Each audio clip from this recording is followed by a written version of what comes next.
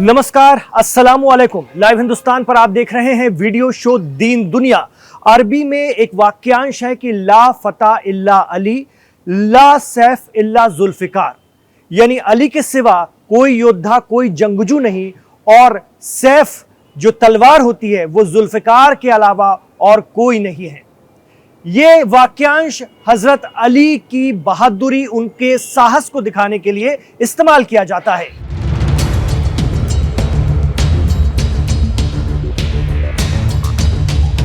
जी हां, हजरत अली के पास थी जुल्फिकार, एक ऐसी दो धारी तलवार जिसने कई जंगों में दुश्मन पर गालिब रहने में अहम किरदार निभाया।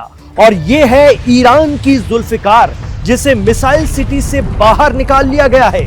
जी हां, ईरान ने अपने इस बेहद खतरनाक और जंग में जीत की गारंटी माने जाने वाले हथियार का नाम हजरत अली इब्न अबी तालिब की तलवार जुल्फिकार के नाम पर रखा है। जैसे हजरत अली की तलवार जुल्फिकार सिर्फ एक हथियार नहीं, बल्कि इस्लामी परंपरा में ताकत, न्याय और खुदा की मदद का एक शक्तिशाली प्रतीक है, एक मजबूत अलामत है, वैसे ही ईरान मानता है कि उसकी जुल्फिकार जंग में फैसला कुन साबित होगी। जुल्फिकार अब अमेरिका के अड्डों और समंदर में तैरते पूरे शहर यूएसएस अब्राहम लिंकन जंगी बेड़े का काल बन सकती है। 34 फीट लंबी और 4615 किलो वजनी जुल्फिकार ईरान की एक ऐसी खतरनाक मिसाइल जो 590 किलो का वॉरहेड लेकर उड़ती है। खास बात यह है कि यह मिसाइल उड़ते उड़ते वॉरहेड को खुद से अलग करने की सलाहियत भी रखती है, जिसके चलते इसका पता लगाना और इसे रोक पाना करीब करीब नामुमकिन है। 25 सितंबर 2016 को ईरान ने इस मिसाइल को दुनिया के सामने पेश किया था और ऐलान किया गया कि 700 किलोमीटर तक की ये किसी भी निशाने के परखचे उड़ाकर रख देगी। तो समंदर में साजो सामान से लदा जंगी बेड़ा यूएसएस अब्राहम लिंकन और मिडिल ईस्ट में मौजूद अमेरिकी एयरबेस इसकी रेंज में है। कहा जाता है कि ईरान की इस मिसाइल का वार खाली नहीं जाता।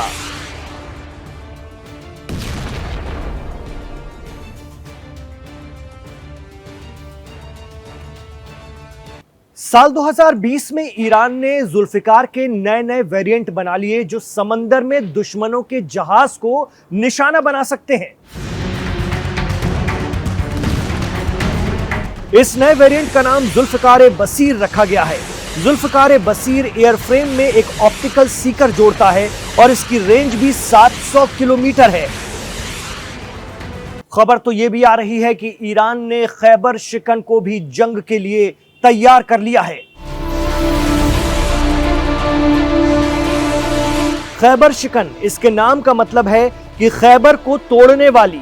यह भी हजरत अली का ही एक लक़ब है, जिन्होंने जंग खैबर फतह की थी, जहां उन्होंने अपने हाथ से खैबर के किले का बुलंद दरवाजा तोड़ डाला था और दुश्मनों को नेस्तनाबूद कर दिया था।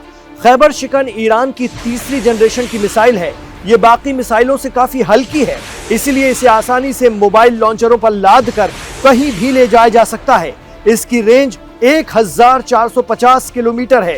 ये इसराइल अमेरिका के डिफेंस शील्ड को चकमा देने में माहिर मानी जाती है। और वो नाम जिसे अमेरिका कभी नहीं भूल सकता, और दाइश यानी आईएसआईएस के दहशतगर्द जिनके नाम से कांपते थे, ईरान ने उन्हीं के नाम पर एक और मिसाइल तैयार की और उसे भी जंग के लिए निकाल लिया है। जनरल कासिम सुलेमानी, ईरान की पासदारा ने इस्लाम की कुद्स फोर्स के चीफ जनरल कासिम सुलेमानी की याद में बनाई गई है हज कासिम मिसाइल। इसकी रेंज 1400 किलोमीटर तक है। वहीं ये मिसाइल खास तौर पर दुश्मन के रडार को चकमा देने और रडार रोधी प्रणालियों से बचने के लिए बनाई गई है। ईरान ने अमेरिका के खिलाफ एक बार फिर कासिम को उतार दिया है, तो जीत की गारंटी है। और सुनिए, अमेरिका ने लाव लश्कर उतारा है यूएसएस अब्राहम लिंकन के साथ। तो खबर यह है कि फारस के समंदर में इस वक्त ईरान की जुल्फिकार मिसाइल बोट घूम रही हैं। ईरान की जुल्फिकार बोट पासदारा इस्लाम की नेवी की एक छोटी, तेज और रडार से बचने में सक्षम एसिमेट्रिक युद्धपोत हैं, जिन्हें फारस की खाड़ी में तैनात कर दिया गया है। ये 15 किलोमीटर की मारक क्षमता वाली नवाब मिसाइलों और छोटे रडार से लैस है, जो इसे दुनिया की पहली वायु रक्षा सक्षम छोटी नाव बनाती है। ये 95 से 110 किलोमीटर फी घंटे की रफ्तार से झुंड में चलती हैं और दुश्मन के विशाल जहाजों को डुबो देती हैं।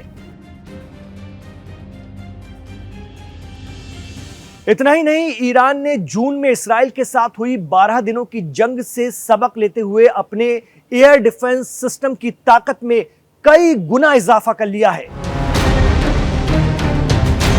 इसमें रूसी एयर डिफेंस सिस्टम S-300 और S-400 तो शामिल हैं ही, लेकिन इसे बढ़ाने के लिए स्वदेशी प्रणाली विकसित की गई है, जिसमें बावर 373, खोरदाद 15 और सैयद 2-3 जैसे एयर डिफेंस सिस्टम शामिल हैं। बावर 373 को रूस की S-400 की टक्कर का माना जाता है। ये सिस्टम क्रूज मिसाइल, ड्रोन और स्टील्थ फायर जेट तक को मार गिराने की ताकत रखते हैं। जून 2025 में इस्राइल के साथ चली 12 दिनों की जंग के दौरान ईरान के supreme leader Syed Ayatollah Ali Khamenei ने अपनी पोस्ट में लिखा था, अली अपनी जुल्फिकार के साथ खैबर लौटते हैं। उस वक्त आयतुल्लाह अली खामनेई के पोस्ट में जुल्फिकार का इस्तेमाल करना जंग के लिए तत्परता और दुश्मनों के खिलाफ अल्लाह की मदद की कल्पना को दिखाता है, साथ ही शक्ति और संकल्प का प्रतीकात्मक ऐलान है। ईरान मामलों के एक्सपर्ट शौकत भारती कहते हैं कि ईरान के लोग पैगंबर के बाद अगर किसी को अहम दर्जा देते हैं तो वो हैं हजरत अली।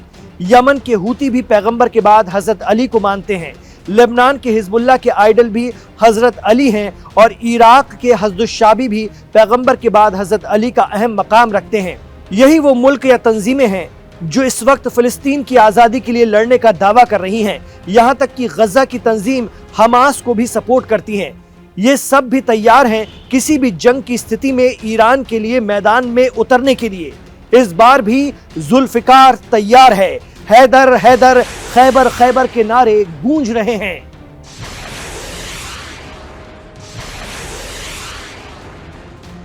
तो हैदर हैदर खैबर खैबर के नारे गूंज रहे हैं। जंग का काउंटडाउन चल रहा है। कभी भी हमला हो सकता है ईरान पर या ईरान खुद प्रिवेंटिव स्ट्राइक कर सकता है। ये देखने वाली बात होगी। आप क्या मानते हैं हमें कमेंट बॉक्स पर जरूर बताइएगा। जिस तरह से ईरान को चारों तरफ से घेरा जा रहा है और हर दिन नई खबरें आ रही हैं जंग की तैयारियों के हवाले से, उसको देखकर लगता है कि जंग होना ही होना है, जंग होना तय है। इमरान खान के साथ आप आखिर तक कनेक्ट रहे, आपका शुक्रिया। गुजारिश रहेगी वीडियो पसंद आया तो इसे लाइक कीजिए। आपका एक लाइक इस वीडियो को आगे बढ़ाता है, बहुत आगे बढ़ाता जाता है। आपसे ये भी कहना चाहेंगे कि हमारे चैनल लाइव हिंदुस्तान को सब्सक्राइब कीजिए। अपने दोस्तों और रिश्तेदारों में इसे ज्यादा से ज्यादा व्हाट्सएप के जरिए शेयर कीजिए। इमरान खान के साथ आखिर तक जुड़ने के लिए आपका शुक्रिया। अपना ख्याल रखिए, अपनी दुआओं में हमें याद रखिए।